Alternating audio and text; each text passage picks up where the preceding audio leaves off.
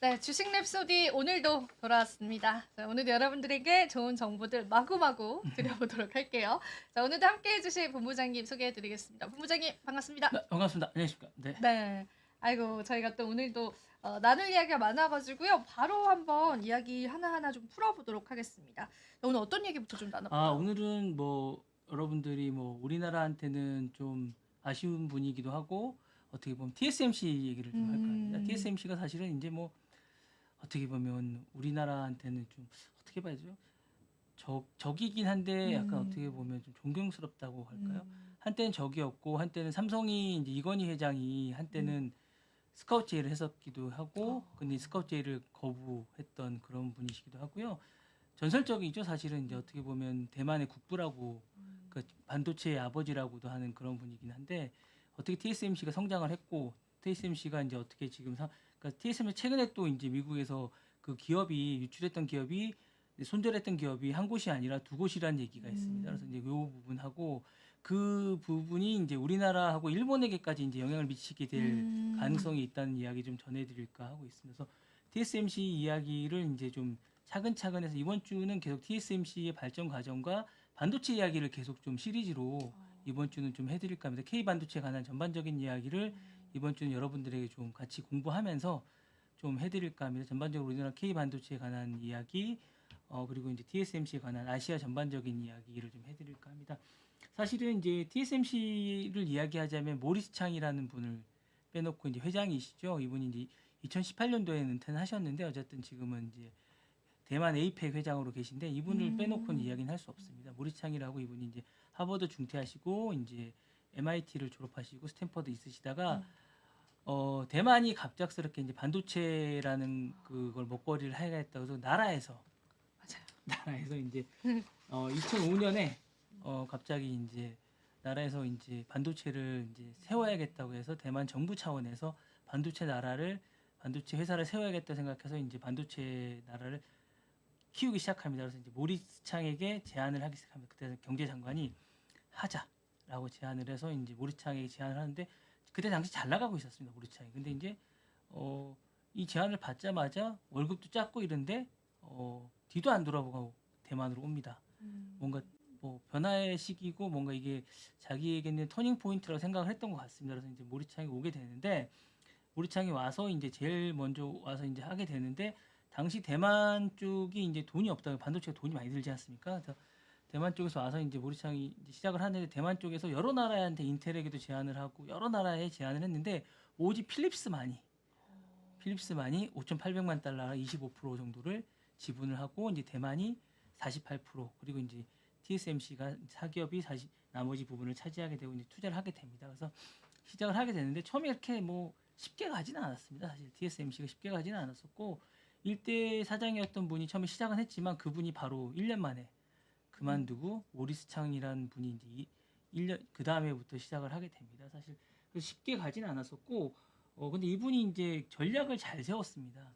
왜냐하면 이제 대만이 갈 거는 파운드리, 대만이란 자체가 우리는 자체 개발이 안 된다. 맞아요. 파운드리 쪽이잖아요. 예, 우리는 TSMC. 자체가 기본적으로 안 된다. 우리는 기본적으로 하청을 받아서 해야 된다라는 생각을 했었고, 밭이 좋기 때문에 기본적으로 파운드리로 가야 되고, 그 바탕으로 우리는 계속 가겠다라고 자체적으로 세웠었고, 반도체 쪽으로 가야 된다라고 생각했던 것 같습니다. 그리고 이제 요 부분에서 이제 성공을 했던 것 같고요. 기본적으로 그 분야에서 계속 가야 되고, 그 다음에 이제 AI 쪽으로 이제 돌려서 가는 그 두 번째 터닝 포인트를 잘 했던 것 같습니다. 그리고 철저하게 제품에 관해서는 철저하고 독한 느낌이 있는 분이십니다. 이분이 비인간적인 부분도 좀 있습니다. 왜냐하면 이 얘기를 들으시면 여러분들이 어떻게 생각하실지 모르겠는데 절대 회사를 출근할 때 회사에 출근을 하면 핸드폰하고 모든 걸 다 뺐습니다. 되게 보수적이네요. 그게 보수적인 게 아니라 이게 보안 뭐냐면 때문인가? 보안 때문에 그렇습니다. 카메라를 두 번인가 세 번을 걸리면 퇴사를 해야 됩니다. 왜냐하면 이 공정이나 이런 것들 누출되는 걸 막고 그 다음에 뭐 화장실 가는 것도 엄격하게 따집니다. 왜냐하면 이게 뭔가 그 공정이나 제품에 뭐가 누가 될까봐 그러는 건데요. 뭐 비인간적일 수도 있겠지만 그 제품에 이런 것 대신에 이제 대우는 확실하게 해줍니다. 그 공정이나 그런 것들 다 체크를 합니다. 그래서 이게 보고가 들어가고 그걸 어기는 분들에게 뭔가 제재를 가하는 이런 부분이 있기 때문에 근데 이런 부분들 때문에 사실은 그 TSMC 제품이 높게 평가를 받았고 그 어렵다는 애플이나 뭐 엔비디아나 이런 것들을 다 통과를 하게 됩니다. 그래서 지금 고객사가 엄청나게 많은 그쵸, 거고 그쵸. 잘 되고 있는 거고요. 그리고 이분이 이제 2005년에 이제 하고 그다음에 갑자기 2009년에 자신이 은퇴를 하고 두 명의 CEO를 다시 세우게 됩니다. 근데 이제 그러다가 은퇴를 하고 나서 갑자기 회사가 막 다시 또 다운이 됩니다. 왜요? 잘못 잘 안 돼. 이분이 되는 안 해요. 거죠? 역시 안 카리스마가 하니까? 있다 보니까 이분이 안 하게 되니까 또 이제 흔들리다가 다시 이제 2012년에 다시 이분이 또 이제 또 컴백을 합니다. 그리고 다시 이제 또 세 명의 CEO를 세우고 또 두 명을 한 명 또 두 명을 세우고 또 바꾸고 이런 식으로 계속 하다가 이분이 결국 2018년도에 이제 다시 컴백 이제 다시 본격적으로 은퇴를 하게 되는데 이분이 만약에 없었다면 과연 이게 TSMC가 잘 됐을까라는 생각이 들고 또 좋은 건 이분이 뭐 또 좋은 건 이세를 하지는 않습니다. 자신이 아들이 세 명이 있고 그렇지만 자기 아들이나 이런 것들을 하지 않고 철저하게 실력에 의한 후계자들을 하고 후계자들도 이제 경쟁 체제 2인이나 3인 정도로 해서 정말 실력이 있는 사람들을 경쟁을 해서 그분들에게 이제 되게 자리를 깨어 있네요. 경영권 승계를 안 한다는 네, 거잖아요. 맞습니다. 그죠? 그러니까 자기가 세웠지만 CEO지만 2인이나 3인 정도를 서로 이제 경쟁을 시켜서 이 경쟁 구도에서 물러나거나 이렇게 해서 하는 철저하게 회사의 이익이 누가 되느냐 이런 걸 따져서 하는 그런 분인 것 같습니다. 그래서 이제 계속 발전해 나가는 것 같고 그래서 이제 TSMC가 계속 발전해 나가는 그런 과정인 것 같습니다. 지금은 은퇴를 하셨는 지금은 이제 TSMC에서 은퇴를 하고 대만 에이펙 쪽에 회장을만 맡고 회장직만 좀 네, 맡는 이제 정도. 예, 그래서 그리고 이제 근데 전반적으로 대만의 이제 경제 상황이나 반도체 원체 그쪽에 말을 많이 하시고 전반적으로 이제 영향력이 있다 보니까 그쪽에서 한마디 이번에 이제 대만하고 중국 아니 대만 중국 미국의 이제 그 반도체가 이제 화웨이 쪽에 뭐가 생겼을 때 맞아요.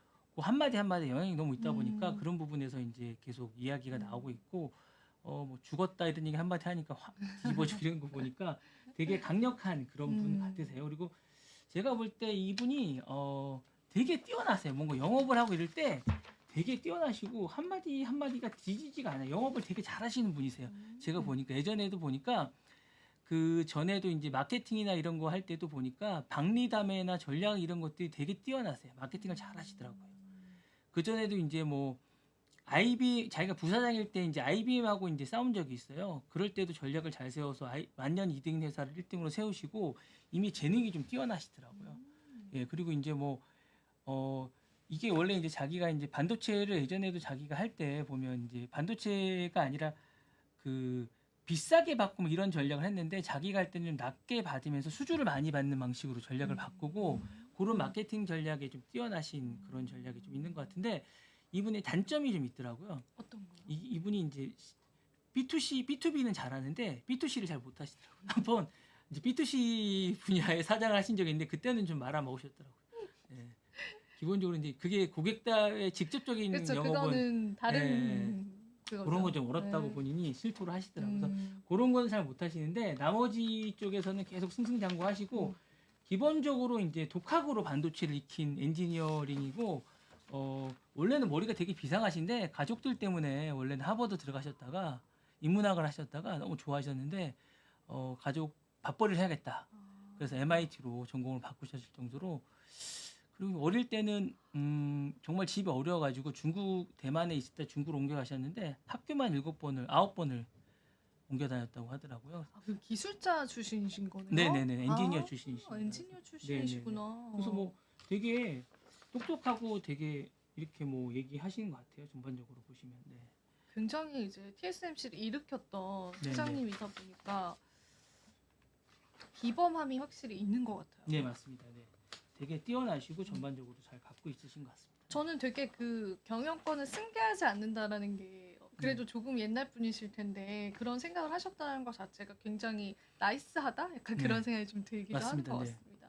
그리고 이제 음. 세계 시장을 대한 예측하는 능력이 되게 뛰어나신 것 음. 같아요. 그 반도체 시장이 열릴 거라는 거 하고 AI 시장으로 재편될 거라는 것들을 미리 아셨던 미리 것 같아요. 아셨던 예, 것 그러니까 같아요. 그 부분에 대해서 이제 본인이 남들이 이제 다 반도체 시장이 약간 얼어붙을 때가 좀 있었어요. 그때 이제 보니까 이제 시장을 다 닫고 공장을 짓지 않을 때 본인이 공격적으로 공장을 막 짓기 시작하고 그랬던 걸 보면 그래서 이제 이분이 했던 말 중에 이제 그 준비된 자만이 이제 그 어떤 감독님이 하신 얘기인데 유명한 스웨덴 감독님이 준비된 자만이 즉흥 연기를 할 수 있다라는 그런 얘기를 하신 적이 있는데 이분이 정말 준비해서 모든 분량을 받을 수 있게끔 하신 거예요. 그러니까 지금 만약에 이제 저도 이제 걱정스러운 게 만약에 TSMC가 이런 상황이 돼서 뭐 만약에 엔비디아 물량을 누군가 받아야 됐을 때 과연 우리 쪽에서 받을 수 있을까라는 그런 걱정도 좀 있어요. HBM 그 5단 예, 그 기술을 우리가 과연 할 수 있을까 좀 걱정스럽니다. 예. 삼성전자가 걱정되시는 거죠. 네, 걱정됩니다. 그럼 네. 지금 사실은 이제 그 미국 조사단이 가 있다고 하거든요. 가 있다고 아. 하는데 그 부분이 이제 뭔가 하고 삼성전자도 정확하게 밝히고 있지 않으니까 삼성전자 받았으면 좋겠어요. 그리고 사실 통과됐으면 좋겠는데 모르겠으면 그 계약 부분 때문에 안 밝히고 정확하게 안 밝히고 있는 건지 그러면 참 다행이긴 한데 뭐 그러면 다행인데 뭐 그런 게 아니라면 좀 걱정스럽긴 합니다. 전반적으로 좀 잘 돼서 이게 우리가 좀 발전적인 게 돼서 앞으로 나아갈 수 있었으면 좋겠는데 좀 그랬으면 좋겠고 우리도 약간 이렇게 불세출의 영웅이 좀 나와서 좀 반도체에 좀 그런 분들이 좀 나왔으면 좋겠고 이 TSMC가 쓰는 전기량이 한 도시 중소도시 한 곳이 쓰는 것보다 훨씬 많다고 하거든요. 대만에. 그런데도 이 대만에서는 전폭적으로 밀어준다고 합니다. 근데 이제 우리나라는 지금 오히려 전기료를 올리고 있지 않습니까? 기업 전기료가 지금 올라가지고 그 부분에 이게 대한- 지금 맞아요. 맞는 건지 잘 모르겠습니다. 저는 잘 이게 맞아요. 이런 상황에서 이제 K 반도체가 과연 이게 성장할 수 있는 밑거름을 국가에서 무엇을 해주고 있는 건지 참 답답합니다. 오늘 저는. 안 그래도 관련해서 그 서울경제신문에서 기사가 나왔더라고요. 아, 나왔습니까? 네, 네. 그 지금 우리나라의 반도체에 관한 그런 제재들이 반도체 산업을 좀 죽이고 있다 이런 골자의 내용이었는데 그 부분 때문에 우리가 지금 좀 정신을 차리고 빨리 해봐야겠다. 이거 기사를 같이 한번 그럼 읽어볼까요? 잠깐 다음 내용 준비하면서 이게 서울경제신문에서 나왔는데 반도체 근데 이거는 이제 근로자 위주이기는 해요. 그래서 반도체 경쟁국 근로자 월 평균 노동 시간이 여기 보시면은 한국이 156시간, 대만이 180시간. 대만이랑 딱 비교를 했고 우리나라 반도체 산업이 경쟁 국가들의 연구개발 물량 공세에 밀려서 생존 위기에 처할 수 있다는 우려가 커지고 네. 있습니다. 저희가 앞단에도 이제 나눴잖아요. 반도체 관련한 뭐 학과 개설이라든지 네, 이런 네, 이제 네, 정부 네, 차원에서 인적인 지원들 네. 뭐 그런 것들이 이제는 대만과의 벌어짐을 더 시켜놨다는 그러니까 거죠. 사실 저희는 이제 그 팸이잖아요. 어떻게 보면 지금 파운더리 쪽에 이제 그 사업을 해야 되는 거죠. 저희가 이제 연구나 이런 쪽을 그러니까 사실은 우리나라의 어떤 그 시장 자체를 인정해야 되는 건 분명하잖아요. 우리 위치를 물론 우리가 이제 개발을 하고 음. 앞서 나가고 이제 그 앞단에 그런 기술을 하면 좋겠지만 현재 우리 위치를 정확하게 하자면 저희는 이제 파운더리 쪽이라고 음. 봐야 되지 않습니까? 그쵸, 수익을 그쵸, 그쵸. 정확하게 하자면 그럼 그 시장을 우리가 이제 대만이나 음. 일본 쪽하고 우리가 이제 경쟁을 하고 있다고 친다면 그쪽을 우리가 지금 어쨌든 수익을 많이 낼 수 있는 분야라고 친다면 그쪽을 잘 낼 수 있게끔 정부와 이제 학교와 이제 우리가 기업이 함께 이제 손을 잡고 나가야 되는데 그런 분야에서 우리가 지금 잘하고 있는지에 대한 고민이 좀 있는 것 같습니다.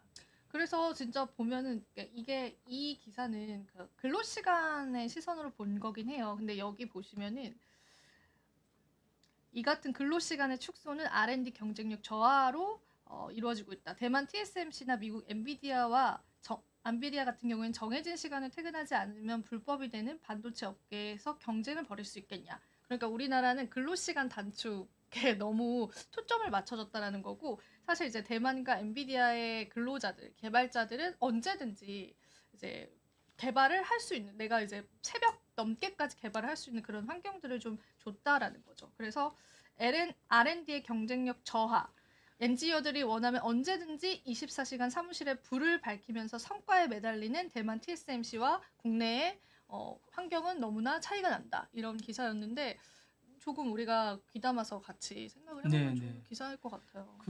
제가 예전에 그 미국이 자유롭긴 한데 제가 이제 미국 노동자들이 일하는 부분에서 이제 요구하고는 약간 다르긴 한데 영화 촬영 현장이나 뭐 이런 부분들이 미국이 이제 촬영 시간이 이제 국내와 좀 다르긴 하고 이제 노동 시간이 좀 다르긴 합니다. 이제 딱 정해진 시간에만 일을 하긴 하는데 노동 강도 상당히 높습니다. 상당히 높고요. 정말 점심 시간 딱 1시간인데 그 시간 외에는 다른 짓을 하진 않습니다. 딱 그러니까 정확하게 지킵니다. 그러니까 9시 되면 담배 피러 가거나 커피 마시거나 이러진 않습니다. 그러면 안 됩니다. 그러진 않습니다. 절대. 화장실도 그거는 잘 안 또 갑니다. 다른 시선이네요. 약간 처음 들어봐요. 예, 저는 그렇게 하더라고요. 딱 보니까 노동 시간을 딱 그 시간만 딱 하고 나머지 시간은 거의 하진 않더라고요. 우리는 사실 딱 출근해서 커피 사러 가고 네네네. 약간 그 바람도 쐬고 그러니까 오고 특히 제가 있었던 데가 그런지 모르겠는데 거기는 정말로 딱 그 시간에만 딱 손을 놓고 나머지 시간 계속 일을 하더라고요. 그러니까 그게 좀 약간 비정상적인지 모르겠지만 그래서 약간 놀랬습니다 저는. 그렇게 일을 하는 거 성과가 보고. 확실히 더 있는 거죠. 아니, 노동 강도가 되게 높더라고요. 강도 자체가 예, 강도가 되게 높으니까. 높더라고요. 그래서 약간 근데 이제 그 노동 강도나 이런 것들이 상당히 높고 그 대신에 이제 그 페이나 그 대신에 다른 일은 시키진 않더라고요. 그 외 업무에선 업무 위에. 예, 그거는 정확하게 지켜주고 그렇게 하니까 사실은 업무 강도가 높고 페이가 높은 반면에 업무량도 되게 많고 상당히 좀 괜찮은 것 같습니다. 그렇게 하니까 제가 볼 때는 예. 그렇게 하는 게 오히려 낫지 않겠냐라는 생각이 좀 있더라고요. 네. 맞아요. 무조건적인 또 근로시간 단축에서 우리가 조금 고심해야 될 부분들은 있는 것 같아요. 예. 그러면 이제 저희가 오늘 네. 쿠팡 이야기 이어서 한번 네네. 해볼까요? 쿠팡이 또 좋은 성적을 내고 있다. 아, 예. 한번 쿠팡이 제가 이제 그 문득 상장돼 있다는 사실을 잊으셨죠? 잊고 있다가 제가 이제 주말에 조금 이렇게 봤더니 10월 30일 날 연중 최고가를 기록했더라고요. 저도 모르는 사이에. 네, 그래서 26.29달러를 10월 30일 날 기록했더라고요, 쿠팡이. 그래서 이게 정말 사실인가 다시 한번 제가 눈을 씻고 들어가서 봤습니다. 사실입니다. 그래서 54.24%를 기록했고요. 이제 시간의 거래에서는 26.45달러까지 올랐었습니다. 그래서 많이 올랐다라는 생각이 좀 들었습니다. 이게 많이 떨어졌을 땐 그보다 많이 떨어져가지고 이제 어쨌든 많이 떨어졌었는데 그게 많이 올랐고 물론 아직까지 이제 뭐 이렇게 수익이 많이 나는 건 아니지만 이제 보니까 비즈니스 모델이 안정됐다라고 생각하는 것 같고요.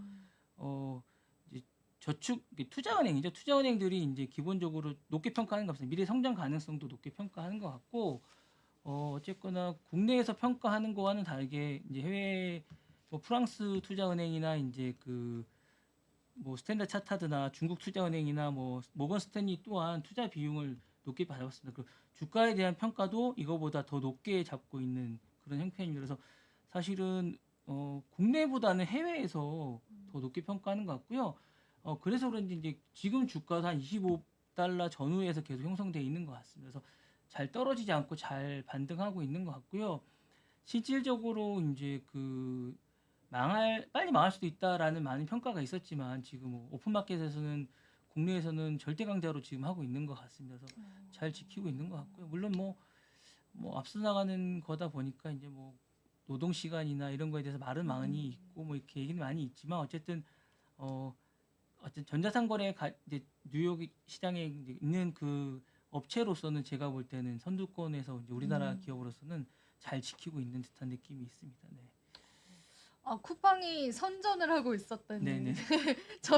저희가 너무 하도 이제 빅테크 기업들에 관심이 네네네네. 많다 보니까 이쪽에는 좀 관심을 두지 않았던 것 같은데 손정혜 회장이 이제 제일교포로 알고 있는데 네. 그래도 이제 국내 기업인으로서 거론도 많이 되고 많은 분들이 또 이야기를 많이 해주시는 것 같아요. 아 그리고 이제 음. 제가 이게 우연히 봤는데 그분이 갖고 계시더라고요. 그 MS 했던 그 누구죠?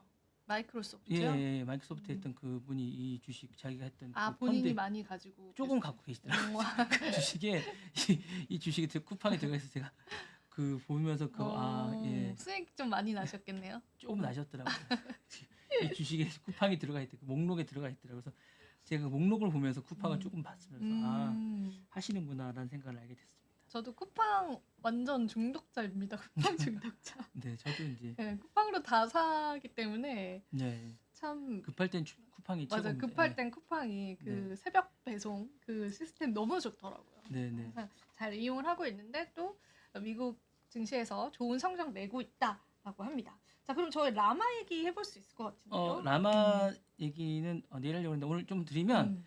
일단 라마라는 게 이제 메타가 쓰는 AI 언어입니다. AI 언어인데 이제 그 최근에 이제 이거를 이제 라마가 계속 이제 메타라고 이제 페이스북 모기업이죠. 라마가 이제 최근에 주가도 잘 반영되고 있는데 이거를 라마를 지난해부터 이제 출시를 해서 무료로 쓰게끔 했습니다. 공식적으로 쓰기로 했는데 이거를 최근에 이제 알게 됐는데 중국에서 이걸 군사용 무기로 AI 언어를 쓴다는 사실을 알게 된 거예요. 어머, 정말로요? 예. 근데 이제 원래 이제 라마를 그렇게 쓰자고 만든 건 아니거든요. 그렇죠, 당연히 그러니까 그렇겠죠. 그 공짜로 쓰라는 건 이제 모두가 평범하게 이제 복지나 모든 사회에 좀 편하게 쓰라고 이제 언어를 소스를 공개한 건데 중국이 또 그렇게 쓴 건 아니에요. 이걸 알게 된 거예요, 이제 라마가.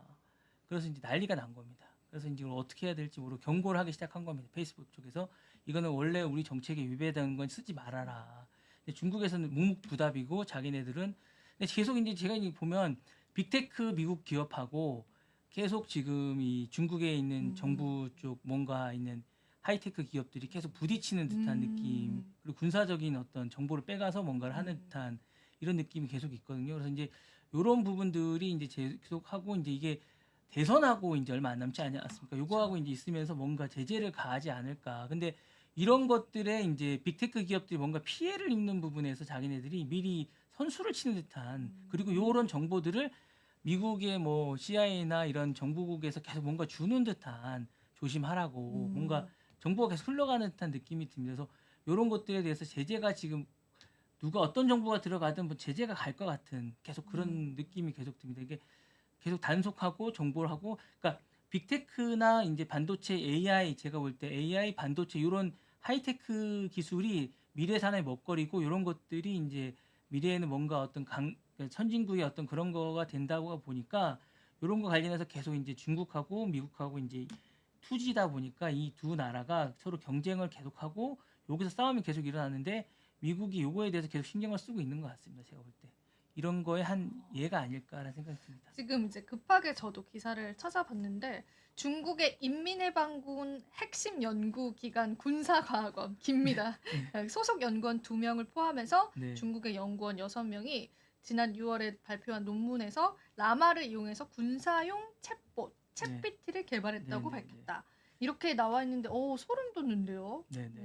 근데 이게 지금 밝혀질 정도면 지금 많이 나갔다는 그쵸. 얘기고, 이미 밝힌 거면. 조사를 많이 했다는 얘기인데 사실은 이렇게 되면 이제 뭐 뭔가 침투해서 뭘 할 수 있는 그런 상황이 된 거니까, 이제 이렇게 되면 이제 정말로 이제 쓸 수 있게 되는 좋은 의미로 뭔가를 공개할 수 없게 되는 거죠. 그러니까요. 네. 무료로 그걸 공개를 했더니 이제 네. 군사용으로. 그래서 이걸 논문에 본인들이 게재를 한 거면 이거에 대해서 이제는 숨길 생각도 없다라는 거고. 아니, 사실은 숨겼었겠죠. 숨겼는데 이제 미국이 밝혔겠죠. 그러니까 그 어센트에 숨겨놓은 것처럼 숨겨놓은 걸 이제 미국이 기술력으로 뭔가 이건 우리 거다라고 밝힌 것 같습니다. 그러니까 제가 볼 때 자신들은 잘 숨겼다고 어디 밝혀봐 이렇게 해서 이제 코드처럼 어디다 숨겨놓은 건데 미국이 읽어보다가 이제 이건 우리 거라고 이제 밝혀놨겠죠. 어디 코드에 숨겨놨을 겁니다. 이렇게. 그리고 또 이제 이게 군사 챗봇을 만들었다라는 것도 조금 소름 돋는데 일단은 이 중국 연구자들이 매개 변수를 추가해서 이걸 추가로 개발을 했다라는 거면은 이 중국 측에 관한 기술력들도 무시할 수 없다라는 거네요. 이미. 매개 분수를 만든 건 제가 볼 때 컨트롤 C 컨트롤 V 같은 그런 제가 건가요? 또 그런 건 아닌 것 같습니다. 이게 문과여서요. 예, 네. 어차피 이렇게 음. 이렇게 뭔가 이렇게 한 거는 이거 쉬운 겁니다. 이렇게 해서 하는 건 뭐 그렇게 어려운 건 같지는 않습니다. 이렇게 원래가 나와 있는 거에서 뭘 덧붙이는 건 그렇게 어렵지 않습니다. 새로운 걸 만드는 그래서 원래 중국이 새로운 걸 만드는 게 아니라 따라가서 뭘 잘 하는 게 따라하잖아요. 그런 거는 잘합니다. 그래서 새로운 걸 만든 걸 제가 본 적이 없습니다. 약간 변형해서 변주는 원래 쉽습니다. 예. 맞아요. 새로운 걸 만드는 게 어렵습니다. 예.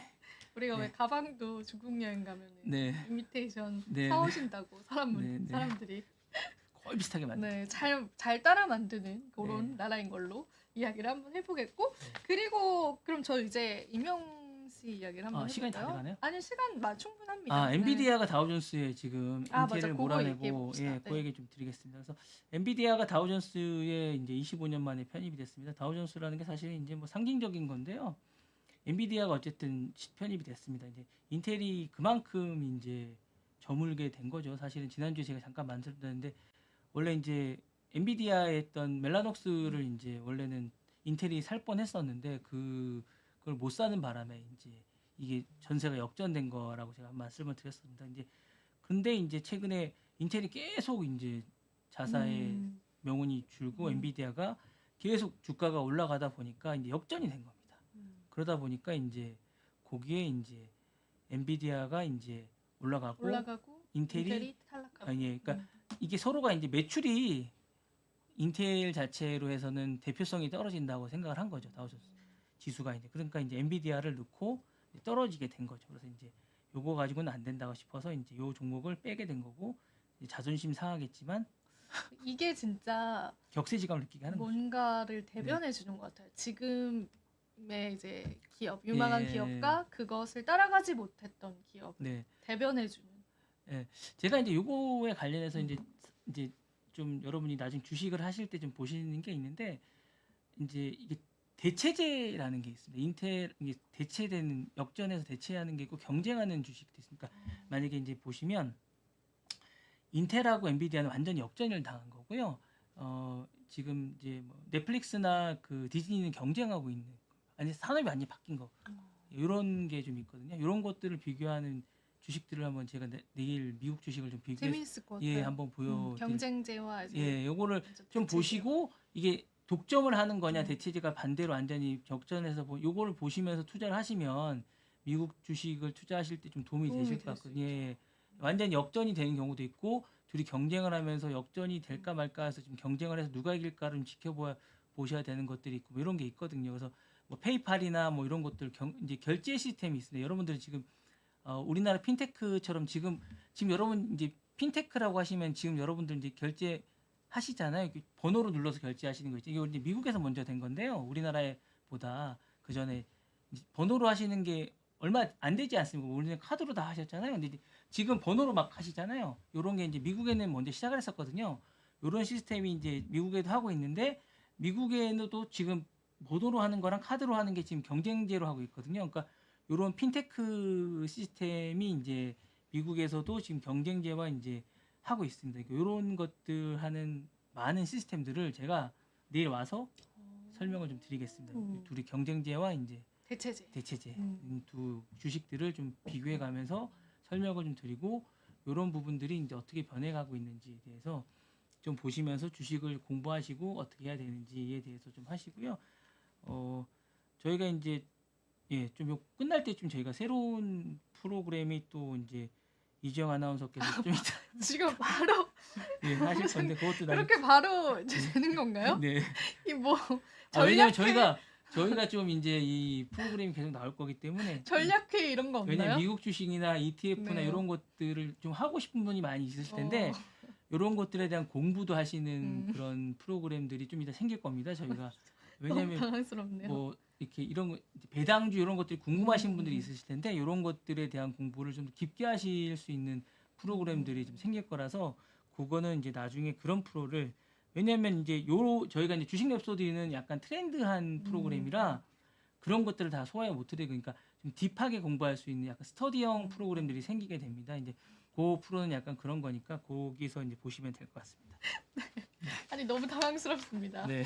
그래서 뭐 아무튼 저희가 이제 또 네. 대체할 수 있는 그런 산업, 대체된 산업과 그다음에 경쟁 관계에 있는 산업들의 시선에서 미국 주식 바라볼 수 있는 그런 네. 시선들을 이제 알려주신다라고 하니까 그 부분은 같이 기대를 해보면 좋을 것 네네. 같고요. 그럼 마지막으로 우리의 또 영웅 임영웅 님의 이야기를 한번 해볼까요? 아니 팬들은 다 아실 텐데 사실은 이제 네. 그 10월 말쯤에 임영웅 음. 씨 패션 브랜드 론칭한다는 기사가 한번 떠서 가지고 이제 왈칵 뒤집힌 적이 있는데 바로 이제 수정 기사가 나왔습니다. 그런 적이 없다고.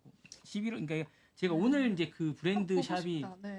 브랜드 샵이 오픈한다고 이제 음. 단독 기사가 나온 적이 있습니다. 네. 어떤 기자분이 쓰셨는데 10월 4일 날 이제 그 성수동에 팝업 스토어가 오픈된다고 기사가 나온 적이 있습니다. 그래서 그 부분에 관해서 이제 사실인지 아닌지 많은 분들이 궁금해하시고 실제로 이제 뭐 쓸지 안 쓸지 저도 좀 궁금했습니다. 그래서 이제 근데 이제 바로 아니라고 했으니까 사실 부분이라 공식 기사가 났습니다. 근데 그게 이제 물고기 뮤직에서 그날 바로 10월 28일 날 그 기사가 나오고 바로 이제 아니라고 이제 기사는 나왔습니다. 근데 혹시나 또 해서 이제 궁금해서 성수동에 가보시는 분도 있지 않을까 싶어서 이제 근데 뭐 아닐 거라고 생각은 듭니다. 근데 이게 왜 나왔을까? 근데 이제 당시에 이제 뭐 하나은행 이제 그 임영웅 씨가 모델이라 이제 행사에 그때 그 자선 축구대 행사 때 유니폼이 이제 있었는데 요거 디자인 작업에 참여했다는 이야기가 좀 있었어요. 그래서 요거 관련해서 임영웅 씨가 뭐 이제 재능이 좀 있다고 얘기가 들어서 그때 이제 기사가 약간 기사를 쓸 때 기자분들이 이제 요거 참여를 했다고 해서 뭐 디자인에 참여했다고 해서 뭐 패션에 재능이 있고 뭐 요렇게 해서 뭐 약간 뭐 패션 브랜드 뭐 약간 이렇게 기사로 이제 뭐 참여했다고 해서 약간 그렇게 나온 적이 있어요. 그렇게 이제 뭐 임영웅 브랜드 뭐 약간 패션 이렇게 해서 나온 적이 있어요. 기사로 약간 기사 이 기자들이 기사로 약간 장난친다고 그러는데 그렇게 나온 적이 좀 있습니다. 뭐 그것까지는 제가 좀 이해가 됩니다. 뭐 그거는 실질적으로 뭐 약간 작업에 약간 어떤 영향력을 줬으니까. 근데 이제 실제 브랜드라고 런칭샵이 나온다는 기사는 좀 다른 거거든요. 기사로 장난을 치는 건 아니니까. 그래서 이제 그거는 좀 다른 문제고 실질적으로 그게 브랜드가 나왔을 때 산업에 미치는 영향은 크니까. 그리고 이제 그걸 속아서 이제 뭘 사거나 이랬을 때 또 문제는 또 달라지는 문제니까. 근데 이제 그래서 이제 바로 정정 기사가 나왔고 이제 근데 이제 그거에 대해서 이제 많은 분들이 이제 아니라고 해명 기사 바로 나와서 다행이긴 한데 그래서 좀 약간 좀 문제가 좀 되긴 했었습니다. 근데 본인이 이제 그때 당시에 이제 축구팀 디자인 작업에 참여해서 재능을 보여줬긴 했는데 그래서 실질적으로 이제 요거 연관해서 본인이 디자인을 해서 런칭을 한다 그러면 사실은 이제 실질적으로 하나보다 할 수도 있잖아요. 그렇죠. 그러니까 이제 그런 부분에서 좀 궁금해할 수도 있어서 하나 이렇게 생각할 수도 있을 것 같아요. 그런데 아니라고 하니까 사실 무근이다. 네네. 그러니까 이제 오늘이라 그게 런칭한다고 그 기사가 나온 날이라 다시 한번 더 확인해 드리는 겁니다. 예. 네, 유의하셨으면 좋겠습니다. 네, 오늘 이제 네. 코인 얘기 좀 아, 해주세요. 오늘 할까요? 예, 네. 예. 오늘 해주셔야 또 될것 시간 많이 남겨주셨네요. 저 항상 저의 코인 브리핑 사실 별게 없어서요. 그냥 기사들 몇 가지만 코멘트. 2억 원 간다는 얘기도 있던데. 2억 원 간다는 아직- 사실입니까? 아직은 좀 좀 지켜봐야 될 것 떨어졌던데요? 같아요. 네, 이게 이제 트럼프 이제 지지율이 조금 떨어지고 카말라 해리스의 지지율이 살짝 이제 높아지면서 그렇게 된 건데 가격 시세부터 같이 보시죠. 오후 4시 기점으로 제가 캡처를 해왔던 거입니다. 11월 4일 오후 4시 기점입니다, 여러분. 지금 69,000달러, 이제 7만 달러에서 좀 떨어졌고요. 일주일간의 상승률은 1.79%, 그리고 24시간 기준으로는 0.62%인데요. 해리스가 이제 조금 지지율이 살짝 높아졌다라는 기사가 나왔어요. 근데 저는 이제 트럼프와 해리스 중에 누가 될 것이냐가 지금 굉장히 뜨겁잖아요. 이 부분에 관한 조사 발표들이 계속 나오고 있는데 이게 사실 조사 기관마다 약간 다르기도 하고 그게 이제 오차범위 내에 다 있는 거다 보니까 아직까지는 조금 장담을 할 수는 없는 것 같아요. 그래서 요거는 이제 대선 끝나봐야 알 것 같고 비트코인의 방향성도 아무래도 트럼프 영향을 많이 받기 때문에 저희가 같이 조금 체크를 해봐야 될 것 같아요. 근데 뭐 사실 이게 우리가 선거를 딱 끝났다라고 해도 개표하는 동안 미국은 정말 많은 시간이 걸리거든요. 그래서 개표 기간이 지금 어떤 전문가는 뭐 보름까지도 내다보시는 분이 있어요. 그래서 실질적으로 확정이 되기까지는 조금 계속 그런 불확실성이 계속 있지 않을까. 그 부분 염두를 해주시면 좋을 것 같고 생각보다 이더리움이 굉장히 부진합니다. 2,400달러에서 거래되는 모습까지도 확인이 되고요. 이제 도지파파라고 하죠. 그 일론 머스크가 좋아하는 도지코인은 일주일 동안 6%나 올라줬어요. 그런데 일단 트럼프에 관한 지지율이 다소 이제 떨어졌다라는 그런 이야기들 때문에 도지도 최근에는 이제 그렇게 시세를 못 내고 있습니다. 이거는 제가 굉장히 매일매일 확인을 하는 차트예요. 전체 글로벌 시가총액 자산 순이거든요. 보시면 이제 골드가 여기 보시면은 18조 달러 가장 큽니다. 그래서 이 세상에 현존하는 많은 이제 자산 중에서 과연 어떤 순위를 매길 수 있냐. 지금은 애플이 2위거든요. 엔비디아 조금 박빙이었는데 애플이 3조 3천억 달러로 지금 2위를 차지하고 있고 그 다음에 엔비디아예요. 금은 어떻게 따지는 겁니까? 저걸 누가 갖고 있는 겁니까? 저도 모르겠어요. 저거를 지금 잔존량을 따지는 겁니까? 그러니까 저도 모르겠어요. 그래서 항상 그게 궁금한데요, 저건. 네, 저 한번 알아볼게요. 저도 네. 그 생각을 해본 적이 없습니다. 근데 요번에 갑자기 그렇네. 그건 누가 따지는 건지. 그리고 이제 보면은 우리가 잘 아는 알파벳, 구글, 네네. 그거는 실버 그건 알겠는데. 순이고 예. 그다음에 이제 제가 이제 암호화폐 시장 볼 땐 요거 비트코인 순위를 보거든요. 비트코인이 10위예요. 그러니까 우리가 항상 이야기하는 TSMC보다 지금 시가총액이 8위는 뭡니까? 8위는 이제 사우디 아람코라고 이제 아람코. 사우디에 있는 예. 그 알겠습니다. 기업이어서 이게 쭉 다 유명한 기업인데 비트코인이 메타보다 위였던 적도 있었거든요. 근데 최근에 또 메타도 조금 시세가 나오고 비트코인도 약간 조정받으면서 이 9위랑 10위는 자주 조정을 받습니다. 그리고 참고로 이제 실버는 올해 되게 많이 올랐어요. 올해는 원래 10위권 정도였거든요. 근데 왜 올랐습니까? 그냥 이제 금 오르면서 같이 달러 그런 것 오는 같진 느낌. 않은데. 아 그래요? 그럼 뭔가 뭐 다른 이유가 있을 거예요. 내일까지 좀 알아봐 주세요. 알겠습니다. 네. 숙제 주시네요. 네. 네, 자꾸 숙제 주시네요. 네, 네. 그렇게 됐고요. 뭔가 있는 것 같아요. 네, 그다음에 이슈들 좀 얘기하자면 이제 트럼프 후보자가 약간 지지율들이 떨어지면서 막판 표심을 잡으려고 왜 떨어지는 겁니까? 근데 이거는 이유라기보다는 이제 지금 이제 사전 투표자들이 있어요. 그쵸. 그 사람들을 대상으로 이제 설문조사를 한 거죠. 너 누구 찍었냐라고 설문조사를 했을 때 이제 카말라 해리스가 60% 넘는 지금 점유율을 가졌다라고 하고 저기도 샤이가 많지 않나요? 샤이가 어떤 거죠? 샤이 보수나 샤이 진보 같은 게 많지 않나요? 아직 모르는 거 아닌가요? 이게 사실은 정확한가요? 이제 여기는 이제 인종에 따라서 지지율이 좀 다르다고 해요. 그래요? 그래서 이제 만약에 사실 이제 미국 선거는 그 승자 독식 구조여서 그쵸. 간접 선거 방식이다 보니까 네네네네. 실제로 국민이 많이 지지한다고 해서 이기지가 않습니다. 그런 예들도 있었고 트럼프 당선 당시에는 네. 사실은 이제 트럼프의 경쟁자가 더 많은 국민의 표를 얻었지만은 선거인단을 확보해서 이제 트럼프가 당선이 됐던 부분이 있기 때문에 저는 요거는 아직까지 미지수로 좀 가져가 봐야 된다라고 보고 이제 트럼프는 이제 막판 표심을 잡으려고 자신의 소셜 미디어에 자신을 투표를 해달라라고 이렇게 이야기를 했으면서 민주당 그러니까 카말라 해리스의 당이 이제 암호화폐에 관한 전쟁을 선언을 했는데 그걸 내가 종식시키겠다 이러면서 다시 한번 암호화폐 투자자들을 이제 표심을 끌고 오려고 하는 그런 움직임들이 있었고 그리고 요거는 한번 다뤄야 될 것 같아서 오늘 가지고 왔어요. 국내 가상자산 위원회가 첫 회의를 이제 개최를 합니다. 이제 뭐 가상자산법에 관해서 국내에서 굉장히 말이 많잖아요. 근데 금융위원회에서 일단 우리가 국내 가상자산 사업자가 상반기에만 5,900억 원의 수익을 냈다라고 해요. 평균적으로 이제 통계를 내보니까 코인 가격이 상승하면서 그래서 이제 국가적인 차원에서도 그러니까 여러 가지 법이 제시가 되긴 했는데 이렇게 이제 가상자산위원회 이제 첫 회의를 금융위원회에서 한 거는 이제 처음이기 때문에 저희가 조금 집중을 해봐야 될 것 같고요.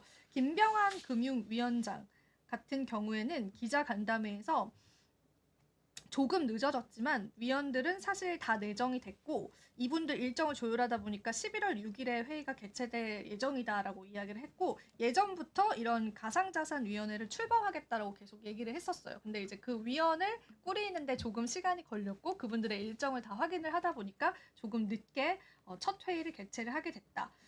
그리고 이제 첫 회의에서는 앞으로 이제 어떤 이슈나 어떤 일정으로 다뤄가겠다라고 하는 논의가 있을 것 같다. 지금 많이 제기되고 있는 법인 실명 계좌 이슈라든지 또 스테이블 코인에 관한 규율 문제들 어떻게 해결할 것인지를 포함을 해가지고 앞으로 계속 이제 이런 의견들을 수렴하는 작업이 있을 것이다라고 이야기를 했습니다.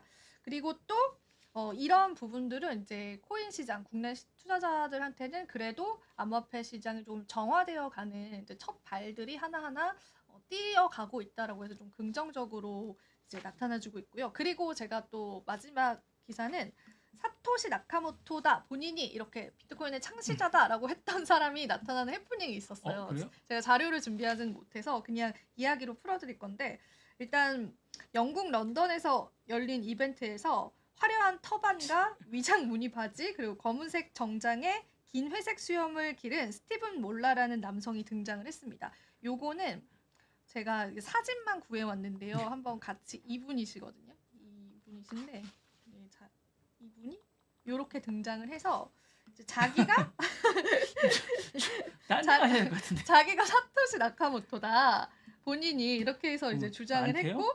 했고 그래서 이제 사람들이 이제 명확한 증거를 달라라고 통장도 했는데 보여달라고 하셨는데. 네, 그 부분에 관해서 일단 명확한 증거를 제시를 하지 못했다라고 하면서 해프닝으로 일단락됐던 그런 120도 일이 있으셔야 되는데. 네, 암호화폐 시장에 있었습니다. 그래서 요 이야기를 해주면서 제가 다음 시간에는 사토시 나카모토 과연 누구일까, 비트코인의 창시자 좋습니다. 누구일까, 네. 요 내용을 궁금해하실 것 같아서 네. 오늘 약간 프리뷰로 이분을 이제 사칭범의 이제 얼굴을 가지고 왔고 이제 사토시 나카모토에 관해서는 제가 다음 시간에 여러분들과 한번 이야기 풀어보는 그런 시간 가져보도록 하겠습니다. 그 은은 제가 보니까 네. 전기차 같은데 좀 많이 쓴다고 합니다. 아 그런 이슈가 그래서 이제 수요 때문에? 태양광하고 이런 데 많이 쓴다 그러고요. 근데 은은 은테크는 별로 안 좋다고 하네요. 살 때랑 비해서 팔 때 우리나라 같은 경우 차이가 좀 많이 나네요. 금에 비해서. 그래요? 예, 바 이런 걸 팔긴 하는데 동전이나 바를 팔기는 하는데 은바. 있어요. 아 그래요? 있긴 있는데 금바에 비해서 음. 차이가 많이 납니다. 그래서 선호를 하지 않는다고 합니다. 예, 그러니까 이제 맞아요. 금바에 비해서 은바가 있는데 실버바. 실버바가 네. 있는데 생각보다 이제 차이가 많이 나서 생각보다 많이 선호를 하지 않으신다고 하는 게 좀 있다고 하십니다. 저 같아도 이제 골드바를 살 것 네, 같아요. 골드바를 네. 그래서 많이 사시고요. 은테크를 그래서 많이 안 수요가 많아서 뛰는 건 사실입니다. 태양광이나 그런 것들. 예, 태양광이나 때문이구나. 이제 전기차 이런 데 수요가 많아서 이제 뛰는 건 맞는데 금값이 은의 시총이 되게 빨리 많이 오르더라고요. 그래서 좀 의아했었는데 네, 근데 수요 때문이었군요. 예, 그리고 이제 기본적으로 은이 양이 좀 많은 것 같아요. 금에 비해서. 그쵸. 전반적으로 그건 맞죠. 시총이 많은 건 양이 많아서 그렇습니다. 아, 예, 기본적으로. 그런 또 이유가 있었군요. 네네. 네. 금은 또 어떻게 집계를 하는지 네, 한번 아마 알아보도록 할게요. 숙제를 내드리겠습니다. 네, 숙제를 한번 풀어보도록 하겠습니다. 네, 주식 랩소디 오늘도 이제 마칠 시간이 됐습니다. 오늘도 또 함께 해주셔서 감사드리고요. 저희는 내일 또 인사드리도록 하겠습니다. 여러분 안녕. 네, 안녕히 계십시오.